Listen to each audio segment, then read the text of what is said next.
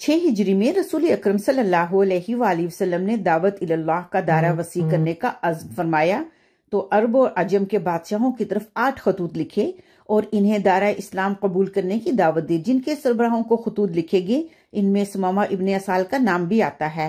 تاریخ اسلامی کے صفحات میں ثمامہ ابن اسال کا نام جلی حروف سے رقم ہے۔ بلا شبہ ثمامہ ابن اسال کا شمار زمانہ جاہلیت کے باروب عرب سرداروں میں ہوتا ہے اور یہ قبیلہ بنو حنیفہ کے قابل رشک سردار تھے اور یمامہ کے ایسے دل عزیز باروب سربراہ تھے کہ جس کی حکم عدولی نہ ہوتی تھی۔ یہ علاقہ آج کل کے سعودی دارالحکومت ریاض کے قرب و جوار میں واقع ہے۔ ثمامہ اسلام دشمنی میں پیش تھے۔ زمانہ جاہلیت میں ثمامہ کو جب نبی اکرم صلی اللہ علیہ وآلہ وسلم کا خط ملا تو انہوں نے بڑی حقارت سے دیکھا۔ اس کی سطوت اور نخوت نے اسے گناہانہ جرم کرنے پر آمادہ کیا۔ حق بات سننے کے لیے اس کے کان بہرے ہو گئے۔ پھر اس پر یہ جنون طاری ہوا کہ رسول اکرم صلی اللہ علیہ وسلم کو قتل کر دے اور آپ کو اس مشن میں ناکام بنا دے، اور وہ اپنے اس منصوبے کو پایہ تکمیل تک پہنچانے کے لیے مناسب موقع کی تلاش میں رہا۔ ایک بار اسے موقع ملا، وہ دبے پاؤں رسول اکرم صلی اللہ علیہ وسلم پر پیچھے سے وار کرنے ہی والا تھا، لیکن اس کے چچا نے اس کا ہاتھ روک دیا۔ اس طرح آپ صلی اللہ علیہ وسلم اللہ تعالیٰ کے فضل و کرم سے دشمن کے شر سے محفوظ رہے۔ ثمامہ نے رسول اکرم صلی اللہ علیہ وسلم سے تو اپنا ہاتھ روک لیا، لیکن آپ کے صحابہ اکرام کو نقصان پہنچانے کے لیے کسی موقع کی تلاش میں رہا۔ ایک بار ایسے ہوا کہ ثمامہ نے بہت سے صحابہ اکرام کا محاصرہ کر کے انہیں بے دریغ قتل کر دیا۔ یہ اندوناک خبر سن کر نبی اکرم صلی اللہ علیہ وآلہ وسلم نے عام اعلان فرما دیا کہ ثمامہ جہاں کہیں ملے اسے قتل کر دیا جائے۔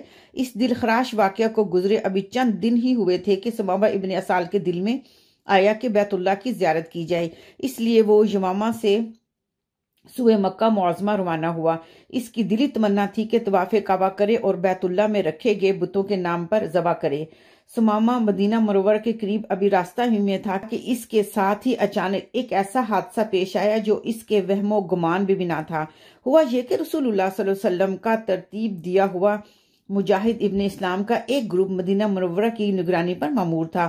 مبادا کہ کوئی مدینہ منورہ پر رات کے وقت اچانک حملہ نہ کر دے، مجاہدین کا یہ گروپ گشت کر رہا تھا کہ انہوں نے راستے میں جاتے ہوئے ثمامہ کو گرفتار کر لیا، لیکن انہیں یہ نہیں معلوم تھا کہ یہ کون ہے، اور وہ ثمامہ کو پکڑ کر مدینہ لے آئے اور مسجد نبی صلی اللہ علیہ وآلہ وسلم کے ایک ستون کے ساتھ باندھ دیا۔ مجاہدین نے سوچا کہ نبی کریم صلی اللہ علیہ وآلہ وسلم قیدی کو دیکھ لیں اور اس کے متعلق جو حکم فرمائے اس کی تعمیل کی جائے۔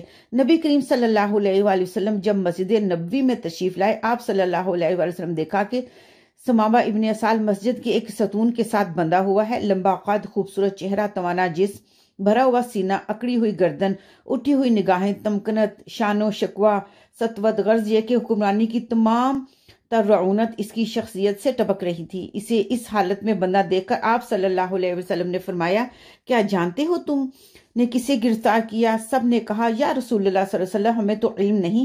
آپ نے ارشاد فرمایا، یہ ثمامہ ابن اسال ہے، اب اس کے ساتھ حسن و سلوک سے پیش آنا۔ گھر میں جو کھانا ہے وہ ثمامہ ابن اسال کے لیے بھیج دیا۔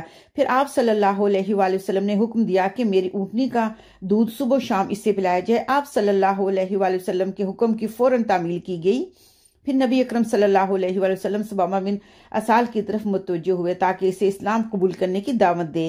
آپ صلی اللہ علیہ وآلہ وسلم نے بڑے مشفقانہ انداز میں دریافت کیا، ثمامہ کیا رائے ہے؟ انہوں نے جواب دیا، بہتر ہے، اگر آپ مجھے قتل کر دیں تو یقیناً ایسے شخص کو قتل کر دیں گے جس نے آپ کے صحابہ کا خون بہایا۔ اگر معاف فرما دیں گے تو ایک قدردان پر مہربانی ہوگی، اور اگر مال چاہیے تو جس قدر مال آپ کی خدمت میں پیش کیا جائے گا۔ رسول اللہ صلی اللہ علیہ وسلم تشریف لے گئے اور انہیں 2 دن تک اسی حالت میں رہنے دیا، لیکن کھانا، پانی اور دودھ باقاعدگی سے انہیں ملتا رہا۔ پھر آپ صلی اللہ علیہ وآلہ وسلم نے دریافت فرمایا، ثمامہ کیا رائے ہے؟ انہوں نے کہا، بات وہی ہے جو میں نے پہلے عرض کی ہے، اگر آپ معاف فرما دے تو ایک قدردان پر مہربانی کریں گے، اگر آپ مجھے قتل کر دے تو ایک ایسے شخص پر قتل کریں گے جس نے آپ کے ساتھیوں کا خون بہایا ہے، اور اگر مال چاہیے تو آپ کی منشا کے مطابق مال آپ کی خدمت میں پیش کر دیا جائے گا۔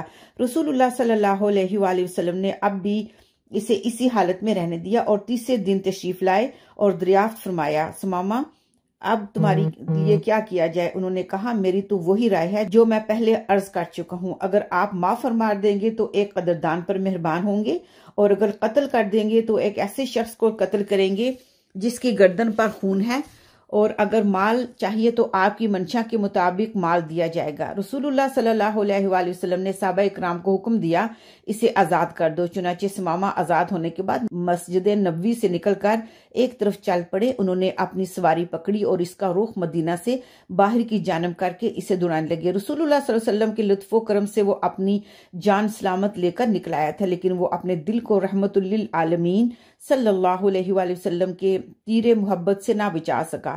مسجد نبوی صلی اللہ علیہ وآلہ وسلم سے باہر نکلتے ہوئے اسے بے اختیار خیال آیا کہ اتنا برگزیدہ اور اتنا بلند حوصلہ انسان تو میں نے آج تک نہیں دیکھا۔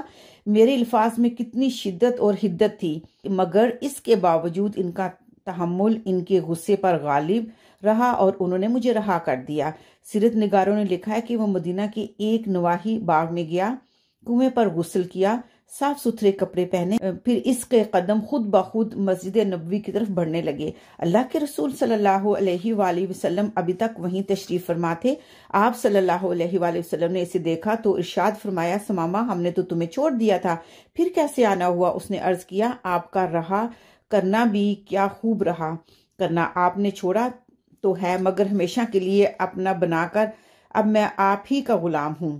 میری تمنا ہے کہ مجھے کلمہ پڑھائیے اور اپنے جان نثاروں میں شامل کر لیجئے۔ اسلام کی نعمت ملنے کے بعد اس نے کہا، اللہ کے رسول صلی اللہ علیہ وآلہ وسلم، اس کائنات میں آپ کا چہرہ میرے لیے سب سے زیادہ قابل نفرت تھا۔ آپ صلی اللہ علیہ وسلم کے دین کو میں نہایت برا سمجھتا تھا۔ آپ صلی اللہ علیہ وآلہ وسلم کا شہر میرے لیے سب سے ناپسندیدہ تھا، مگر اب جب کہ میں آپ صلی اللہ علیہ وآلہ وسلم کا امتی بن گیا ہوں اور میں نے آپ صلی اللہ علیہ وآلہ وسلم کی بیعت کر لی ہے، تو اب آپ صلی اللہ علیہ وسلم کا چہرہ مجھے ساری کائنات کے چہروں سے زیادہ محبوب ہے۔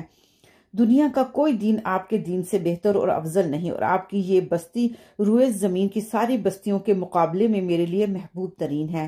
میں گواہی دیتا ہوں کہ اللہ تعالیٰ کے علاوہ کوئی معبود برحق نہیں، اور میں گواہی دیتا ہوں کہ محمد صلی اللہ علیہ وآلہ وسلم اس کے بندے اور رسول ہیں۔ ثمامہ نے مزید عرض کیا، اللہ کے رسول صلی اللہ علیہ وسلم، میں اپنے دین کے مطابق عمرہ کی نیت سے گھر سے نکلا تھا، اب جب کہ میں مسلمان ہو گیا ہوں مجھے عمرہ کی اجازت عطا فرمائے۔ اللہ کے رسول صلی اللہ علیہ وآلہ وسلم نے اس کی تربیت فرمائی اور عمرے کا طریقہ بتایا اور مکہ مکرمہ چل دیے۔ ثمامہ عرب کے حکمرانوں میں نمایاں مقام کے حامل تھے۔ مکہ مکرمہ میں قیام کے دوران وہ اللہ کے رسول صلی اللہ علیہ وآلہ وسلم کی صفات اور اسلام کے حوالے سے مجالس میں گفتگو کرتے رہتے۔ کفار کے لیے یہ باتیں بہت تکلیف دہ تھیں، چنانچہ انہوں نے کہا، ثمامہ بے دین ہو گیا۔ آپ نے کہا، اللہ کی قسم میں بے دین نہیں ہوا بلکہ مسلمان ہوا ہوں۔